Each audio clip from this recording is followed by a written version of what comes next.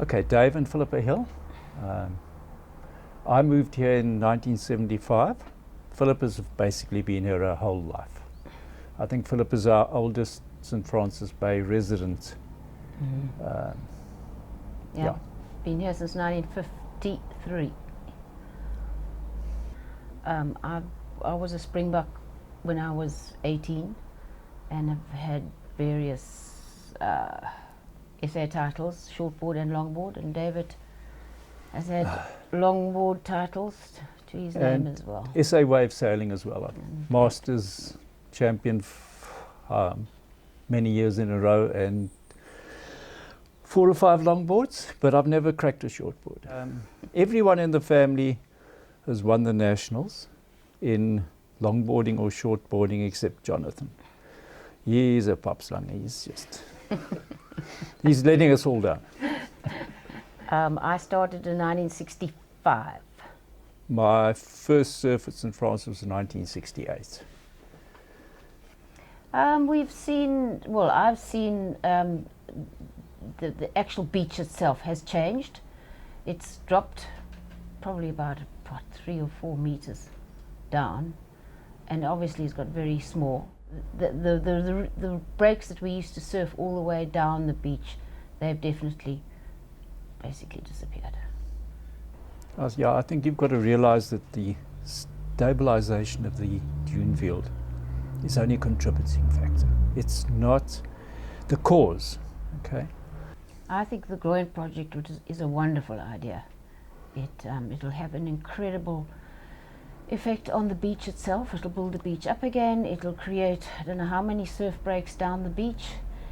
That will in itself will have a knock-on effect on the tourism in St. Francis. Your surfer tourism will skyrocket, and people who will come here back to St. Francis for the beach. In the last 10 years, they haven't been coming for the beach. They've been coming for the canals and the lifestyle, and having to go to Cape St. Francis for the beach. But with the Groins coming back, that would be fantastic. It's a win-win situation for everybody. Yeah, look, the beach is basically sterile. You've got crabs and you've got a couple of inshore species. And if you put the Groins, you're going to get growth, probably oysters, mussels, seaweeds. Then you're going to get the fish which feed on them, okay? And then you're going to get the predators.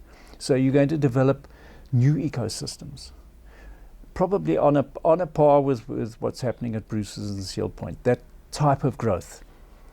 So the fish species only stands to benefit. The sand is going to, the actual movements of sand is going to slow down. Okay, so a lot of the intertidal species will probably come back. We used to have mussels on the beach, we don't anymore. A lot of worm species that we used to get on the beach, they're no longer there because the erosion is so fast that they've lost their habitat. In other words, they gain habitat during the east winds, and when we have the massive longshore current during southwesterly gales and big southwesterly swells, everything gets washed away and it's no longer habitable for a lot of species, and that goes for the fish as well. The beach is nowhere near as good comparatively these days as what it used to be.